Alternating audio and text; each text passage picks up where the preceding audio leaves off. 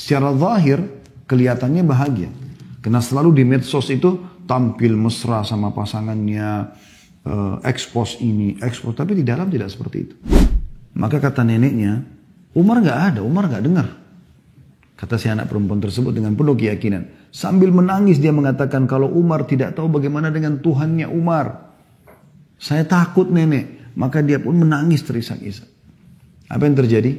Tapi kalau sudah lanjut terjadi, tahap kedua adalah bagaimana Anda introspeksi diri.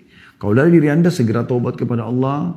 Kemudian kalau bukan dari Anda, murni cobaan maka bersabar. Jibril Radio, 24 jam non-stop, dengerin kajian tanpa ribet. Kesempatan ini teman-teman sekalian, kita akan membahas tentang obat gundah dan gelisah. Gundah dan gelisah, sumpek, sedih, apapun istilah yang semakna dengan itu, mudah-mudahan ini juga difahami oleh teman-teman di Malaysia, karena ini bahasa yang kami gunakan di Indonesia,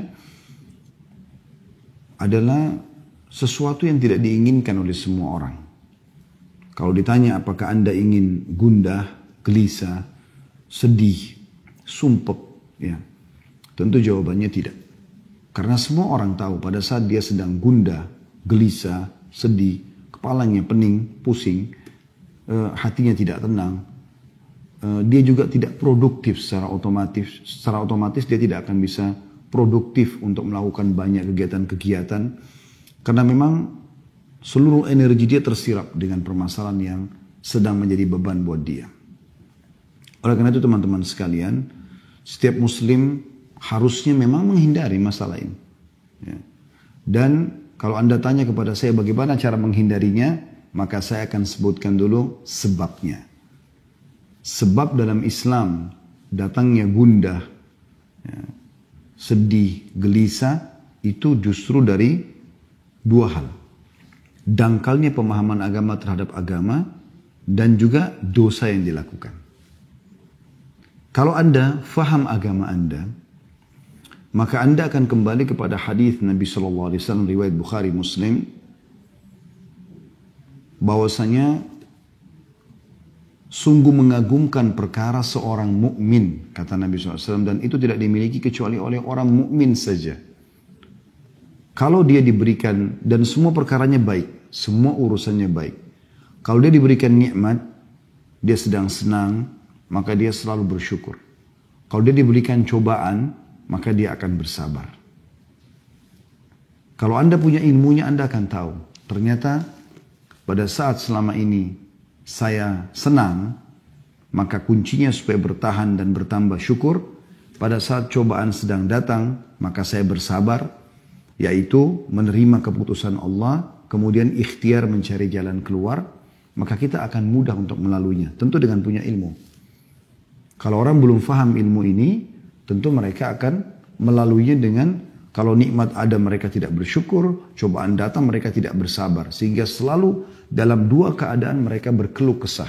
Dan ini akan memunculkan, menjadi penyebab munculnya kegelisahan. Karena selalu merasa tamak dan tidak cukup dengan nikmat yang ada. Dan selalu tidak bisa melalui dengan kesabaran cobaan yang sedang ada. Padahal syukur dalam sebuah nikmat dan sabar dengan cobaan yang sedang datang, dua sayap. Ya. Seperti kalau pesawat punya dua sayap yang bisa mengimbangi perjalanan kita selama kehidupan di muka bumi ini. Bahkan Ali bin Abi Thalib radhiyallahu anhu menggambarkan sabar itu dalam masalah itu ibarat seperti kepala dalam tubuh seseorang. Kalau kepala tidak ada, maka tidak akan ada kehidupan. Seperti itu kurang lebih gambarannya, gitu kan. Dan seorang mukmin akan selalu nikmat datang dia syukuri, kalau cobaan datang dijadikan sebagai bahan introspeksi diri. Ada masalah apa? Kenapa Allah Subhanahu wa taala sedang menguji saya? Gitu kan? Karena memang ada hadis Nabi SAW yang sahih berbunyi, sesungguhnya seseorang bisa tertahan dari rezekinya, kenikmatan yang didapatkan justru karena dosa yang dia lakukan. Itu ilmu. Kalau dia tahu teorinya, dia akan lebih mudah untuk melaluinya. Oleh karena itu teman-teman saya ajak, jangan pernah berhenti untuk selalu komunikasi dengan para ulama-ulama kaum muslimin. Dengan da'i-da'i. Nah, di Indonesia Masya Allah melimpah sekali dai-dai dan ulama. Di Malaysia pun begitu. Saya beberapa kali diundang oleh teman-teman di sana. Masya Allah banyak tokoh-tokoh masyarakat kita yang punya ilmu, kapabilitas yang cukup. Tinggal bagaimana kita sering komunikasikan sama mereka. Pada saat Anda punya perusahaan, Anda selalu jangan lepas untuk komunikasi dengan para ulama. Kira-kira ini halal atau tidak. Ya, kira-kira pegawai ini kalau dia melakukan pelanggaran seperti ini secara agama, saya udah boleh berhentiin atau belum? Gitu kan. Atau apa saja. Ya, sumber, modal, sistem yang sedang dipakai, produk yang dijual, apakah semua sudah sesuai dengan agama? Jadi selalu ada agama yang menjadi pengontrolnya. Begitu juga dengan Anda dalam rumah tangga. Ada figur ulama yang Anda jadikan sebagai penengah dalam masalah-masalah dalam rumah tangga. Apakah antara suami istri, apakah antara orang tua sama anak, apakah anak sama orang tua, atau mungkin sama kerabat secara umum. Ini satu sisi. Penyebab gundah gelisah ini adalah karena kurangnya ilmu. Sehingga selalu kalau nikmat ada tidak bersyukur, kalau ada cobaan tidak bersabar. Seperti itulah. Ya. Padahal kalau dia punya ilmunya, dia akan bisa melalui semua itu. Yang kedua, yang menjadi penyebab adalah dosa. Dan ini yang banyak sekali di antara kaum muslimin tidak memahaminya. Sebenarnya suntuk, sumpek, sedih itu karena dosa. Tidak ada alasan yang lain. Ya. Seperti ibaratnya Anda kerja di satu perusahaan, kalau Anda menjadi seorang pegawai yang prestasi, datang on time, kerjakan pekerjaan yang diminta, ya, kita selalu mengikuti peraturan yang ada. Maka saya yakin Anda akan senang saja, happy aja di perusahaan itu. Begitu juga dengan atasan Anda pun akan mendapatkan semua bonus, gaji yang dijanjikan. Berbeda sekali dengan pegawai yang ugal-ugalan. Dalam bahasa Indonesia ugal-ugalan. Orang yang teledor, lalai. Dia datang kapan dia mau, pekerjaan tidak selesai, sering melanggar peraturan-peraturan. Maka kita akan temukan orang seperti ini akan ada tekanan-tekanan dari perusahaan. Ancaman-ancaman, mengurangi fasilitas dia. Sehingga membuat dia jadi gelisah. Dia sendiri melahirkan kegelisahan itu. Kegundahan itu muncul karena perbuatan dia. Jadi karena pelanggaran. Kalau tidak ada pelanggaran tidak akan terjadi hal itu. Oleh karena itu teman-teman jangan pernah dianggap remeh sedikit pun tentang masalah pelanggaran. Kita kembali kepada histori awal ayah kita Adam alaihissalam. Nabi Adam alaihissalam diciptakan oleh Allah subhanahu wa ta'ala lalu diletakkan di surga. Kita sudah tahu semuanya. Taruh di surga bersama istrinya Hawa alaihimussalatu wassalam. Allah subhanahu wa ta'ala menyuruh Nabi Adam dan Hawa boleh menikmati apa saja di surga. Semuanya, istanahnya, buah-buahannya, airnya, semuanya. Allah menguji Nabi Adam AS dengan mengatakan, hanya jangan sentuh satu pohon ini. Ini saja. Karena ini saya melarangnya, kata Allah. Sudah selesai.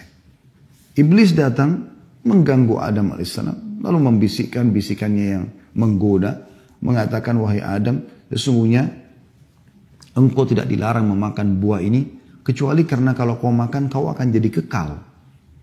Kau tidak akan melalui proses kematian. Maka Nabi Adam pun tergoda, lalu kemudian memakan buah tersebut. Lalu karena kemaksiatan kepada Allah ini, Allah hukum Adam alaihissalam. Coba teman-teman, kita renungi dulu firman Allah subhanahu wa ta'ala. Saya berharap teman-teman buka di aplikasi handphonenya Al-Quran. Surah Toha, surah nomor 20, ayatnya 121 sampai 127. Saya ulangi, surah Toha, surah nomor 20, ayat 121 sampai 127. Saya akan bacakan. A'udzu billahi minasyaitonir rajim. Wa 'asa Adamu rabbahu fagawa. Thumma ijtabahu rabbuhu fataba 'alaihi wa hada. قال اهبطا منها جميعا بعضكم لبعض عدو فإما يأتينكم مني هدى فمن اتبع هدايا فلا يضل ولا يشقى ومن أعرض عن ذكري فإن له معيشة ضنكا ونحشره يوم القيامة أعمى قال رب لما حشرتني أعمى وقد كنت بصيرا Qala kadzalika atatka ayatuna fanasitaha wa kadzalika al-yawma tunsa. Wa kadzalika najzi man asrafa wa lam yu'min bi ayati rabbih wal 'adzabul akhirati asyaddu wa abqa. Terjemahannya, dan Adam pun mendurhakai Rabb-nya. Ini awal kemaksiatan terjadi. Maka ia pun sesat. Allah sudah larang. Allah subhanahu wa ta'ala sebagai pencipta, saudaraku seiman, memberikan kepada anda banyak sekali nikmat. Dan opsinya, pilihannya banyak sekali. Kayak misalnya makanan. Boleh makan sapi, kambing, ayam, kelinci. Semua hewan yang ada di lautan. Halal. Dan Allah haramkan sebagian. Babi, anjing atau yang bertaring. Jadi yang halal lebih banyak. Begitulah kasus Nabi Adam AS. Di surga banyak sekali pilihannya. Yang dilarang cuma satu. Tapi ternyata efek daripada pelanggaran pada satu ini membuat Nabi Adam AS dikeluarkan dari surga itu. Dikeluarkan dari fasilitas yang ada. Perhatikan selanjutnya. Kemudian Rabb-nya Adam AS memilihnya. Maka dia menerima taubatnya dan memberi Adam petunjuk. Artinya pada saat itu Nabi Adam AS menyesal. Kemudian beliau bertaubat dan Allah terima taubatnya. Lalu Allah berfirman, turunlah kamu berdua dari surga bersama-sama. Sebagian kamu menjadi musuh sebagian yang lain. Adam dan iblis yang menggodanya. Maka jika datang kepadamu petunjuk dariku, di muka bumi ini akan datang nanti petunjuk-petunjuk wahyu turun dari langit. Barang siapa yang mengikuti petunjukku, kata Allah, ia tidak akan sesat dan tidak akan celaka. Makna tidak sesat dan tidak celaka, tidak sedih, tidak sumpek, ya, tidak gundah. Dia akan bahagia.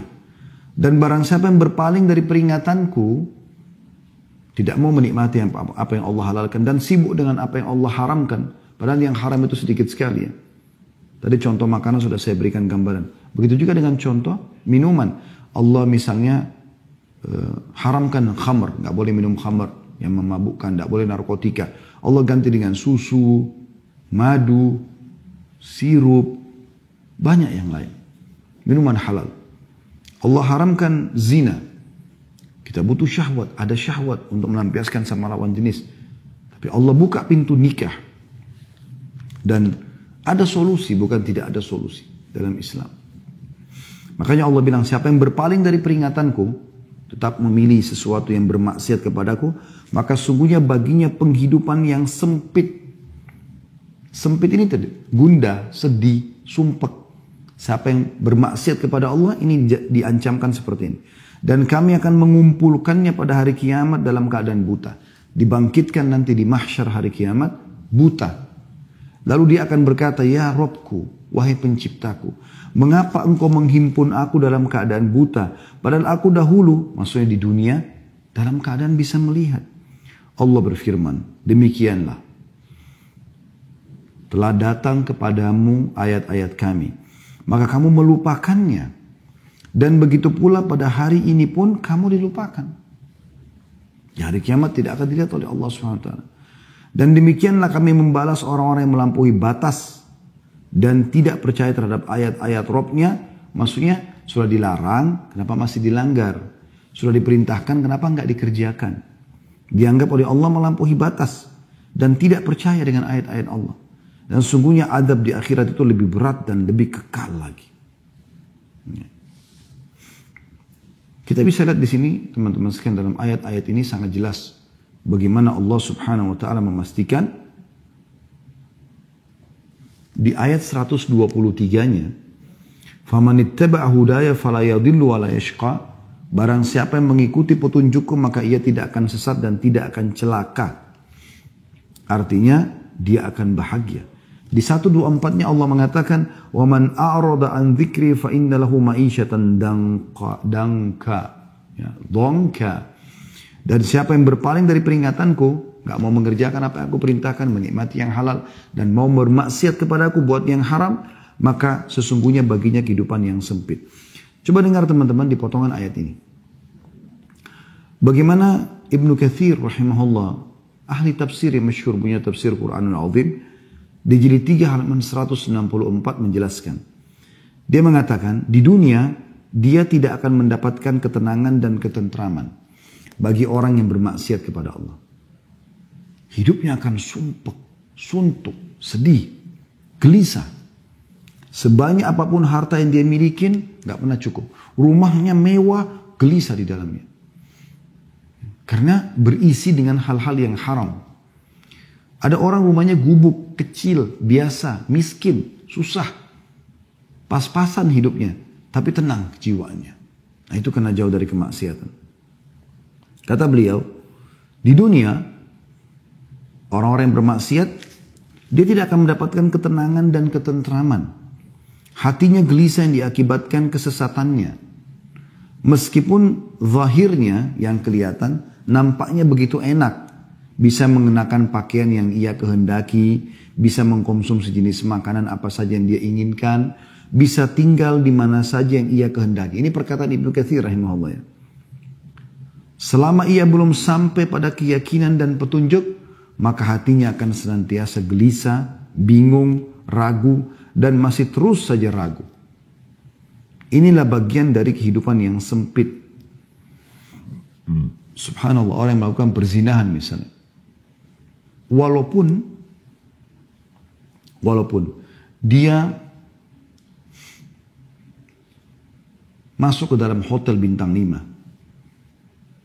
Dia akan berzina dengan seorang pasangan yang sempurna secara fisik. Laki-lakinya tampan, putih, kaya, pinter. Perempuannya juga begitu. Cantik, tinggi, putih, segala macam. Ya. Nah, tetap saja pada saat mereka mau melakukan, mereka punya rasa ketakutan. Dan pada saat mereka sudah melakukannya pun, tidak ada ketentraman jiwa. Ada sesuatu yang sumpek. Ketakutan, ada beban pikiran. Tidur mimpinya buruk. Dan akan sangat beda sekali dengan orang yang melakukan dengan pasangan halalnya. Suami istri.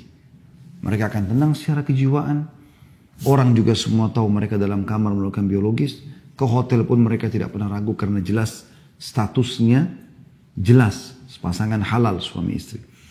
Maka biologis pun setelah biologis itu tenang. Terlihat wajahnya berseri-seri.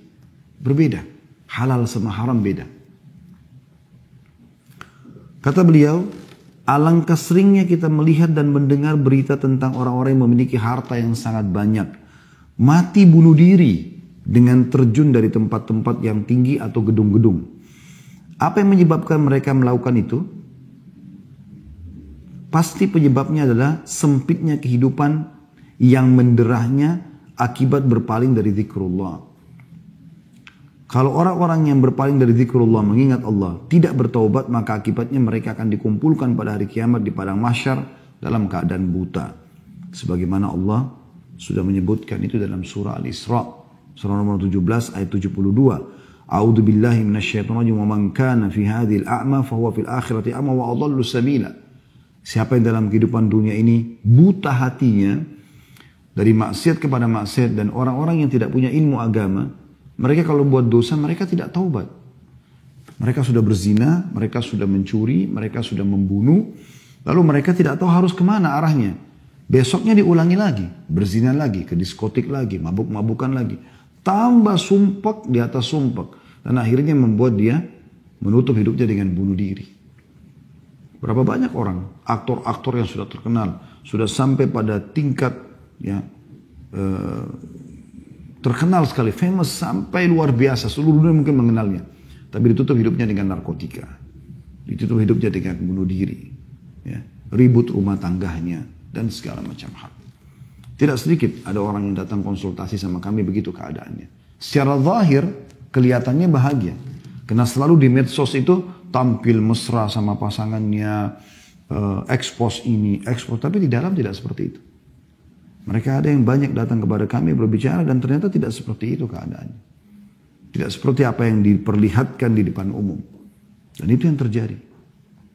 Oleh karena itu teman-teman sekalian, kita harus benar-benar memikirkan masalah ini. Kalau ternyata penyebab dan akibat daripada maksiat ini besar sekali. Ya, besar sekali akibatnya. Baik, kita coba teman-teman sekalian lebih dalam lagi untuk mempelajari kira-kira efek-efek apa yang didatangkan dari kemaksiatan itu. Seperti apa sih kira-kira? Yang pertama sekali yang bisa datang, ya, yaitu dia akan mendatangkan kemurkaan Allah Subhanahu wa Ta'ala. Dan murka Allah ini berbahaya sekali. Karena kalau sudah Allah pencipta langit dan bumi ini murka, pemilik jasad Anda murka dengan Anda, ini bahaya sekali. Segala macam ancaman bisa datang kepada Anda. Tadi biar kita pakai baju bagus, biar rumah kita bagus, di apartemen mewah, punya mobil mewah, pekerjaan banyak, titel dan jabatan menumpuk, tetap sumpek, tetap sedih.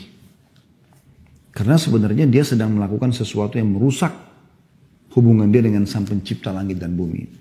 Karena kita kalau sedang punya nikmat teman-teman sekalian, lagi makan enak, lagi berpakaian, lagi segala macam enak, yang ciptakan kita Allah, yang ciptakan nikmat itu Allah, yang bisa mempertahankannya hanya Allah. Kalau kita sedang sedih dan punya masalah, maka yang ciptakan kita Allah, yang ciptakan masalah itu Allah, yang bisa menghilangkannya juga hanya Allah. Itu yang sering Anda dengar mungkin, Qul inna salati wa nusuki wa mahyaya wa mamati lillahi rabbil alamin. Katakan hai Muhammad dan ajarkan kepada umatmu. Salatku, ya, Qul inna salati wa nusuki, sembelihanku, ya, ibadahku, wa mahyaya, kehidupanku, wa mamati, dan hidup matiku lillahi rabbil alamin, itu Tuhan alam semesta. Itu konsep dasarnya seorang muslim. Anda kalau punya masalah teman-teman sama siapapun, yang paling pertama Anda jadikan bahan muhasabah adalah bagaimana Anda bermuhasabah, introspeksi diri, hubungan Anda dengan Allah Subhanahu wa Ta'ala. Nggak usah repot teman-teman, sibuk mengkanter, ini orang fitnah saya, ini orang gibah saya, nggak ada gunanya. Usaha saya bangkrut karena sebab ini, sebab itu hanya sebab-sebab agar ada cerita di tengah manusia. Sebenarnya inti permasalahan yang Anda belum paham. Anda sedang membuka pintu kemurkaan Allah yang di langit. Sehingga Allah mendatangkan sebab permasalahan itu muncul semuanya. Perhatikan hadisnya riwayat Imam Ahmad. Kata baginda Nabi SAW, Allah berfirman dalam hadis Qudsi, Aku Allah, tidak ada Tuhan selain aku. Jika aku ditaati, aku ridho. Dan jika aku ridho, maka aku akan memberi berkah. Dan keberkahanku tidak ada akhirnya. Jadi kalau aku sudah ridho, kata Allah SWT, aku akan berikan apa saja. Termasuk kebahagiaan, ketentraman, kecukupan, segala macam. Tapi jika manusia maksiat kepadaku, berbuat dosa kepadaku, melanggar, aku murkah. Dan jika aku murka, aku akan melaknatnya. Dan laknatku akan sampai pada 7 turunannya. Artinya akan turun kepada orang-orang ini. Bahaya sekali. Ya. Dan ini poin yang harus digarisbawahi teman-teman. Cukup kemurkaan Allah Subhanahu wa Ta'ala ini datang kepada kita, ini bahaya sekali. Maksiat kepada Allah juga ini bisa menghalangi Anda dari ilmu. Ide-ide yang bagus, yang brilian gitu. Dinukil dalam sebuah kisah Imam Syafi'i rahimahullah berkata, beliau sering kalau dikasih hafalan oleh gurunya Imam Waqi, hafal lupa, hafal lupa. Maka dia bilang dalam syairnya yang masyhur, syaqautu ila Waqi'i su'a hifdhi. Aku keluhkan kepada Imam Waqi tentang buruknya hafalanku. Fa akhbarani bi anna Fa'arsyadani ila tarki ma'asi. Maka dia memerintahkanku untuk meninggalkan dosa-dosa. Wa akhbarani bi anna ilma nurun. Dan dia menyampaikan kepadaku bahwasanya ilmu itu adalah cahaya. Ya. Wa nurullahi la yu'ta li'asi. Dan cahaya Allah tidak akan diberikan kepada orang yang bermaksiat. Oleh karena itu teman-teman sekalian, maksiat Anda lakukan ini akan menghalangi Anda dari ilmu agama, memahami ilmu agama. Dan ini adalah panduan hidup Anda. Ilmu agama ini seperti bodyguard. Karena Anda mau makan, mau minum, mau bergaul, mau bekerja, ilmu agama akan datang seperti bodyguard. Ini boleh, ini nggak boleh. Ini nggak bisa Anda fahamin karena buat maksiat. Hilang panduan hidup itu. Begitu juga Anda tidak punya ide-ide lagi untuk bisa ya, mengembangkan usaha apa. Susah. karena kemaksiatan yang sedang terjadi. Sebaliknya orang-orang yang taat, orang yang beriman itu akan lebih mudah bagi dia. Yang ketiga, akan terhalangi dari rezeki yang Allah berikan. Disebutkan dalam sebuah hadis riwayat Ahmad, kata baginda Nabi SAW, sesungguhnya seseorang akan diharamkan dari rezekinya sebab perbuatan dosa yang ia lakukan. Jadi ada rezeki-rezeki yang harusnya sampai kepada Anda, tapi kan Anda bermaksiat maka tidak dapat. Ya. Ini satu kerugian yang luar biasa. Kemudian yang keempat teman-teman sekalian, tadi itu yang ketiga ya. Pelaku-pelaku maksiat ini akan dijauhi oleh manusia. Misalnya orang khianat, pendusta, ya, orang yang suka fitnah, adu domba. Ini semua teman-teman akan dijauhi oleh manusia. Nggak ada orang yang suka sama dia. Dan ini masalah lain dalam hidupnya dia. Dan ini juga akan membuat orang sumpek, sedih. Karena memang tidak ada orang yang mau berteman sama dia. Yang kelima, nampak di ronah wajahnya itu tanda-tanda perbuatannya. Dikatakan oleh Ibnu Abbas radhiyallahu anhuma, sesungguhnya perbuatan maksiat itu meninggalkan bekas hitam di wajah, noda hitam dalam hati, ya, lemah pada fisik, sempit dalam rezeki, dan kebencian dalam hati manusia.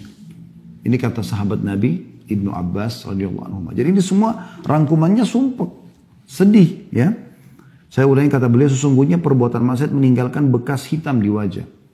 Entah seperti apa. Tapi orang kalau lihat kayak nggak ada cahaya wajah itu. Ada mungkin orang miskin, hidupnya susah, tapi karena selalu taat kepada Allah, wajahnya bercahaya.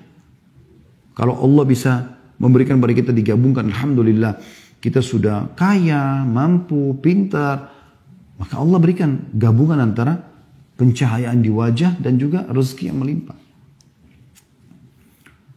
Noda hitam dalam hati. Hatinya kelam, sumpek. Karena kalau hati terang, dia akan senang, bahagia. Kemudian lemah pada fisik. Mudah sakit, kena penyakit-penyakit kronis. Kita temukan Masya Allah, orang-orang yang saleh dan saleha jauh dari semua ini. Bahkan kita temukan hidupnya husnul khatimah. Meninggal masih dalam keadaan sehat, umur 70 tahun, 80 tahun. Dalam keadaan sujud, baca Quran, lagi sholat Jumat, meninggal dunia. Beda dengan ahli maksiat ini, meninggal dalam keadaan tabrakan, narkotika, ya, di penjara dan segala macam hal. Kemudian sempit dalam rezeki. Dan yang terakhir kebencian manusia. Orang tidak suka dengan orang-orang yang berbuat maksiat ini. Secara fitrah, orang yang suka, walaupun tampan, walaupun cantik, tapi lisannya tajam, suka nyakitin orang, orang nggak suka berteman sama dia. Dan ini hal yang luar biasa teman-teman sekalian, yang harus diperhatikan baik-baik. Efeknya luar biasa. Kemudian yang keenam, lidahnya itu bisa menjadi clue pada saat meninggal, ajal datang. Umumnya ahli maksiat ini susah untuk syahadat, ya, susah untuk beribadah kepada Allah Subhanahu wa taala. Dia akan tutup hidupnya dengan perbuatan buruk. Disebutkan dalam sebuah hadis yang sahih bahwasanya Nabi SAW bersabda, ya, Allah akan menutup hidup seseorang hamba sesuai dengan hal yang ia biasa lakukan. Jadi kalau teman-teman mau lihat orang ini husnul khatimah atau su'ul khatimah, apakah hidupnya baik atau buruk, ya, itu teman-teman sekalian lihat beberapa hari sebelum dia meninggal. Dia kalau terbiasa mengerjakan satu perbuatan dalam hidupnya walaupun manusia tidak tahu, Allah akan buat dia melakukan itu. Misal contoh, selama ini orang tidak pernah tahu dia itu berzina misalnya. Maka pada saat mau meninggal, dia akan melakukan perbuatan itu sehingga nanti Allah tutup hidupnya dengan itu, wa na'udzubillah. Atau khamr, atau mencuri, atau riba, atau apa saja. Dan sebaliknya orang-orang yang terbiasa dengan perbuatan amal soleh, Allah akan tutup hidupnya beberapa hari sebelum dia meninggal dengan maksimal mengerjakan ibadah itu. Misalnya dia biasa baca Quran, biasa sholat malam, biasa sholat duha, biasa sholat di masjid. Nanti Allah tutup hidupnya dengan itu. Dan ini bahaya sekali. Berarti orang yang terbiasa bermaksiat teman-teman, Allah akan tutup dia dengan itu. Allah permalukan di dunia dia dengan dia melakukan kemaksiatan tersebut, lalu kemudian dia akan meninggal dalam keadaan berbuat maksiat itu. Nah, ini efek yang luar biasa. Yang lebih luar biasa lagi teman-teman, yang terakhir adalah yang ke-8 ya, kurang lebih. Itu bisa terwariskan perbuatan-perbuatan buruk ini. Sebagaimana amal soleh juga bisa terwariskan. Sekarang kalau terwariskan itu begini maksudnya. Teman-teman kalau biasa melakukan satu kemaksiatan, Anda kan akan kerjakan itu, akan dilihat oleh anak-anak. Anak-anak mungkin akan menjadikan sebagai contoh dan tolok ukur. Oh ternyata ayah saya itu begini, ibu saya itu begini. Kita temukan dalam rumah tangga teman-teman sekalian, kalau seandainya ada orang yang terbiasa teriak-teriak misalnya, bertengkar, berkelahi sama pasangannya, maka kita temukan anaknya itu memang suka teriak-teriak. Kalau di rumah itu santun, sopan, baik, maka juga begitu kondisi anak-anaknya. Keluarga itu biasa orang tuanya sholat, ya, berbagi, bersedekah, anak juga akan seperti itu. Tapi kalau mereka biasa buat kemaksiatan, anak juga kita akan temukan seperti itu. Yang kita temukan biasa orang-orang yang istilahkan broken home dan segala macam. Anak-anaknya karena dilihat ibunya sama laki-laki lain, ayahnya sama laki-laki lain. Di rumah ada khamr, di rumah ada narkotika dan segala macam hal. Anaknya jadi ikut-ikutan. Dan itu terwariskan. Itu bahaya sekali. Makanya Umar bin Khattab radhiyallahu anhu itu pernah lewat di rumah salah satu penjual susu di kota Madinah di malam hari. Kebetulan yang jual susu ini seorang nenek tua punya cucu. Cucunya perempuan. Kemudian dia mengatakan pada cucunya, susu sekarang ini mulai banyak saingan yang menjual. Dan kita perlu menambah dengan air, campur dengan air. Supaya kita juga bisa dapat keuntungan. Kata cucunya, perempuan juga cucunya mengatakan kepada neneknya, kalau Umar tahu, Umar akan marah dengan kita. Sebenarnya Umar bin Khattab radhiyallahu anhu lagi ada di dekat dinding rumah mereka. Ya. Dia sedang mendengar itu. Tapi mereka berdua ini tidak tahu kalau Umar bin Khattab ada di situ. Maka kata neneknya, Umar nggak ada, Umar nggak dengar. Kata si anak perempuan tersebut dengan penuh keyakinan. Sambil menangis dia mengatakan, kalau Umar tidak tahu bagaimana dengan Tuhannya Umar. Saya takut nenek. Maka dia pun menangis terisak-isak. Apa yang terjadi? Dengan tangisan si anak perempuan, cucu perempuan tadi ini, Umar bin Khattab pulang ke rumahnya, bangunkan anak-anak laki-lakinya, lalu menawarkan siapa yang mau menikah dengan cucunya penjual susu. Pada waktu itu Umar bin Khattab khalifah. Anaknya semuanya ada anak-anak raja. Disuruh nikah dengan cucu penjual susu. Kenapa? Karena Umar bin Khattab tahu bahwasanya si cucu tadi ini tidak mungkin mengingatkan neneknya sambil menangis kecuali karena keimanannya. Umar bin Khattab membeli keimanan itu karena tahu nanti juga akan terwariskan itu.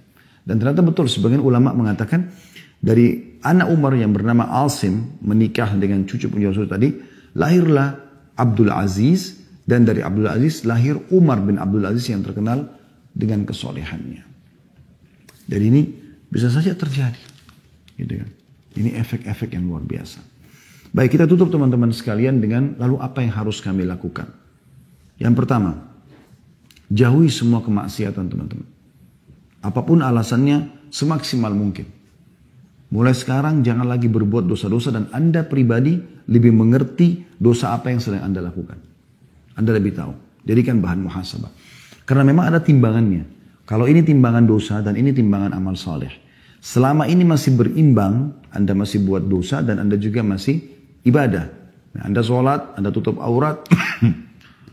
Tapi Anda juga, teman-teman sekalian, masih berzina, masih khamr dan seterusnya. Maka tidak akan ada kenikmatan dalam ibadah ini. Gak ada kehusyuan dalam sholat, tidak ada kenikmatan ibadah. Gitu. Ini poin yang harus digarisbawahin. Ya. Kapan ini ada kenikmatannya? Kalau dia naik rate-nya dan maksiat ini turun. Dengan cara Anda tutup, kunci. Nanti Anda akan rasakan kalau Anda tutup pintu dosa. Anda lebih tahu dosa masing-masing. Anda coba muhasabah. Apa yang Anda lakukan pelanggaran dalam keseharian. Coba tutup. Seminggu, sebulan, berhentikan. Caranya baca ancaman Allah di dosa itu. Ketik di Google ancaman zina, ancaman riba, ancaman ini. Supaya Anda tinggalkan. Nanti ini kalau terkunci, Anda lakukan ibadah yang biasa saja. Sholat 5 waktu, sholat duha, zikir pagi petang, baca beberapa ayat Al-Quran, silaturahim keluarga yang sudah biasa. Ini akan naik nanti, naik. Nanti Anda akan rasakan kehusyuan yang luar biasa. yang Anda tidak rasakan sebelumnya. Kan begitu. Jadi tinggalkan semua maksiat. Karena maksiat itu untuk dipelajari dan ditinggalkan. Kalau Anda pernah lakukan dulu, bertaubat kepada Allah. Taubat itu adalah tiket VIP untuk menuju kepada surga Allah SWT dan juga mengembalikan semua fasilitas di dunia. Karena dengan taubat, berarti dimaafkan kesalahan kita, rezeki akan datang kepada kita di dunia dan di akhirat kita akan selamat masuk surga insya Allah. Yang kedua teman-teman sekalian, jadikan sebagai bahan introspeksi diri. Selain jauhkan maksiat. Kalaupun sampai sudah terjadi sumpek dan sedih itu, jadikan bahan muhasabah. Kalau Anda punya kesalahan, taubat kepada Allah. Kalau Anda tidak salah dan ternyata ada gunjingan, ada fitnah yang datang, maka itu murni cobaan dari Allah. Anda bersabar. Aisyah radhiyallahu anha ummul mukminin difitnah berzina sama Safwan, padahal beliau tidak kerjakan. Tapi itu hanya akan menambah kemuliaan bagi dia. Karena kadang-kadang untuk pindah ke satu level, Allah datangkan ujian kepada Anda. Kata sebagian ulama, ada sebagian hamba Allah, ini perumpamaan, yang dia akan disampaikan oleh Allah di derajat yang sangat tinggi di surga. Yang dia tidak bisa jangkau kecuali dengan 100 tahun sholat malam, 100 tahun sholat duha, 100 tahun sedekah, 100 tahun bakti sama orang tua. Tapi umur dia hanya 60 tahun. Umur dia hanya 60 tahun. Maka Allah datangkan ujian buat dia. Dia difitnah, bangkrut usaha, kena penyakit 10 tahun. Untuk mencapai derajat tersebut. Karena dengan amal sholat dia tidak cukup. Kalau dia tidak ada buat kesalahan. Kalau dia buat kesalahan, ya sudah introspeksi diri. Tutupin aib itu, bertobat kepada Allah, kembali kepada Allah SWT. Jadi poin pertama, tinggalkan semua maksiat semaksimal mungkin. Kalau Anda bisa lakukan, sudah selesai. Alhamdulillah. Tapi kalau sudah terlanjur terjadi, tahap kedua adalah bagaimana Anda introspeksi diri. Kalau dari diri Anda, segera taubat kepada Allah. Kemudian kalau bukan dari Anda, murni cobaan, maka bersabar. Yang ketiga, dan ini yang tidak kalah penting teman-teman sekalian, sering ucapkan doa-doa. Ada beberapa doa. Ya. Yang pertama sekali adalah saya ingin sebutkan hadis Nabi SAW. Dan ini disebutkan kalau Rasulullah SAW sedang merasa ada penderitaan, ada kesusahan, maka beliau membaca ini. Dalam hadis dikatakan dari Ibnu Abbas radhiyallahu anhuma bahwasanya Nabi SAW berdoa ketika kesusahan, misalnya pasukan perang, beliau berharap bisa menang, gitu kan. Ada masalah-masalah peceklik yang sedang datang, musim panas, maka Nabi SAW baca La ilaha illallahul azimul halim. Ya, kalau sempat tulis Alhamdulillah, kalau enggak maka mungkin bisa didengarkan, semoga bisa dihafal. La ilaha illallahul azimul halim. Artinya tidak ada Tuhan yang berhak disembah kecuali Engkau ya Allah. Al-azim yang maha agung, al-halim ini adalah yang maha bijaksana, lembut. La ilaha illallah rabbul arshil azim. Ini potongan keduanya. Tidak ada Tuhan yang berhak disembah kecuali Allah, pemilik singgasana yang agung. Potongan ketiga, La ilaha illallahu rabbus samawati wa rabbul ardi wa rabbul arshil karim. La ilaha illallah, tidak ada Tuhan yang berhak disembah kecuali Allah. Rabbus samawati wal ard. Tuhan pemilik langit dan pemilik bumi. Wa rabbul arshil karim. Pemilik singgasana yang agung. Jadi saya ulangi, La ilaha illallahul halimul. La ilaha illallahul azimul halim. Azim agung. Halim itu sabar, penyayang, dan seterusnya bisa bermakna itu. Kemudian, La ilaha illallah rabbul arshil azim. Tidak ada Tuhan yang berhak disembah kecuali Allah, pemilik singgasana yang agung. La ilaha illallah, tidak ada Tuhan yang berhak disembah kecuali Allah. Rabbus samawati wa rabbul ard. Tuhannya langit dan Tuhannya bumi. Wa rabbul arshil karim, dan pemilik singgasana yang mulia. Ini diriwayatkan oleh Bukhari Muslim. Jadi Nabi SAW sering ucapkan itu kalau beliau merasa ada sesuatu yang mengganjal. Kemudian dalam hadis yang lain disebutkan dari Abu Bakar radhiyallahu anhu, beliau mengatakan bahwasanya Rasulullah SAW mengajarkan tentang doa resah, doa sedih, gundah, yaitu membaca Allahumma rahmataka arju fala takilni ila nafsi tarfata ain aslih li sya'ni kullahu la ilaha illa ant. Artinya Allahumma rahmataka arju, ya Allah rahmatmu lah yang aku harapkan. Fala takilni ila nafsi tarfata'in. Maka jangan pernah engkau sandarkan keputusanku pada diriku sekejap mata. Jadi biarkan engkau yang memutuskan semua, ya Allah. Aslih li sya'ni kullah. Perbaikan semua urusanku. La ilaha illa ant. Tiada Tuhan yang berhak disembah kecuali engkau. Hadis ini sahih, diriwayatkan oleh Abu Daud dan dihasankan oleh Syekh Albani. Juga dalam riwayat yang lain, riwayat yang dihasankan oleh Albani, diriwayatkan oleh Tirmidzi, yaitu dari Anas bin Malik radhiyallahu anhu bahwasanya Nabi SAW jika disusahkan sebuah perkara, beliau membaca ya Hayyu ya Qayyum birahmatika astaghits. Wahai zat yang maha hidup dan terus menerus mengurus makhluknya. Ya Hayyu ya Qayyum birahmatika astaghits. Dengan rahmatmu lah aku memohon pertolongan. Kemudian dalam hadis yang lain, ini beberapa jenis doanya ya. Ini kurang lebih doa yang keempat. Dalam hadis riwayat Abu Daud dan dihasankan oleh Syekh Albani dari Asma binti Umais radhiyallahu anha, beliau berkata bahwasanya Rasulullah SAW bersabda kepada dia, maukah aku ajarkan kepadamu beberapa bacaan yang kalau kau baca ketika kamu susah? Maka dia mengatakan iya. Maka kata Nabi SAW, bacalah Allahu Rabbi la usyriku bihi syai'a. Allahu Rabbi, Allah adalah Tuhanku. Dua kali Allah yang disebutkan. La usyriku bihi syai'an, aku tidak menyekutukan sesuatu dengannya. Dalam sebuah riwayat dikatakan, man asabahu hammun au ghammun au saqamun au shiddah faqal, siapa yang tertimpa resah, gundah, sakit, kesulitan, kesempitan, lalu dia mengucapkan Allahu Rabbi la syarikalah. Allah Tuhanku, tidak ada sekutu bersamanya, kecuali pasti Allah akan angkat darinya. Hadis ini riwayat Tabarani dan disahihkan oleh Syekh Albani. Jadi kita baca ringkas kan, Allah Rabbi la syarikalah. Udah, kita ulangi zikir itu. Maka ini akan menjadi penyebab diangkatnya permasalahan kita.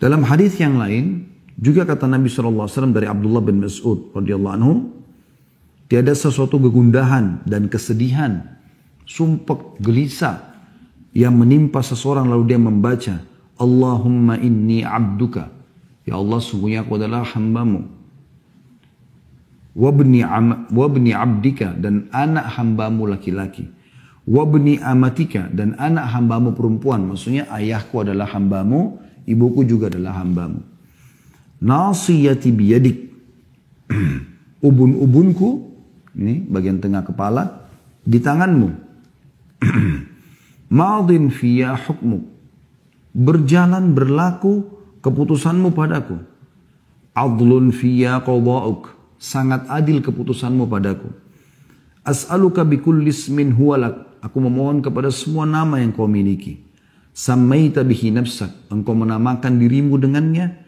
au 'allamtahu ahada min khalqik, atau engkau mengajarkan kepada salah satu hambamu, au anzaltahu fi kitabik, atau engkau turunkan pada kitabmu, au sta'tharta bihi fi ilmil ghaibi 'indak, atau engkau menyimpannya di sisimu, di ilmu ghaib milikmu, antaj'al Qur'an rabi'a qalbi, agar engkau menjadikan Al-Quran sebagai penghibur hatiku, wa nura sadri, cahaya dadaku, wajila'a huzni wa dhahaba hammi, dan penghibur kesedihanku juga penghibur kegelisahanku.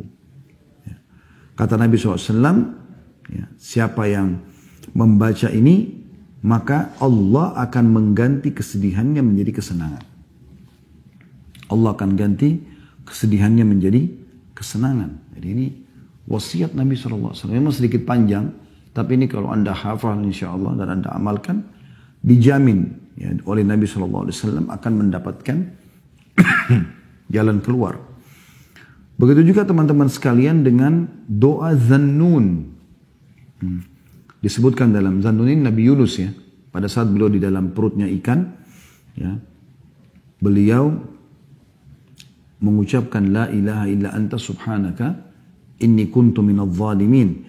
Tidak ada Tuhan yang berhak disembah kecuali Engkau, maha suci Engkau ya Allah, aku termasuk orang-orang zalim. Ada sebuah riwayat, gitu kan, disebutkan oleh Sa'ad radhiyallahu anhu, beliau mengatakan, kami pernah duduk-duduk bersama Nabi Muhammad SAW, lalu beliau bersabda, maukah aku beritahukan kepada kalian sesuatu jika salah satu dari kalian didatangi kesusahan, musibah dari musibah-musibah dunia, ia berdoa dengannya niscaya akan dilepaskan darinya, akan selesai permasalahannya. Lalu beliau dijawab, tentu kami mau wahai Rasulullah. Kata Nabi SAW, doa Zannun yang ditelan oleh ikan, yaitu la ilaha illa anta subhanaka inni kuntu minadh dhalimin. Jadi ini beberapa jenis doa yang kita boleh baca, anjuran untuk baca. Ya, dan kalau misalnya Anda belum menghafalnya, Anda bisa tentunya kembali kepada doa dalam bahasa Indonesia, dalam bahasa Melayu, Anda bisa sampaikan.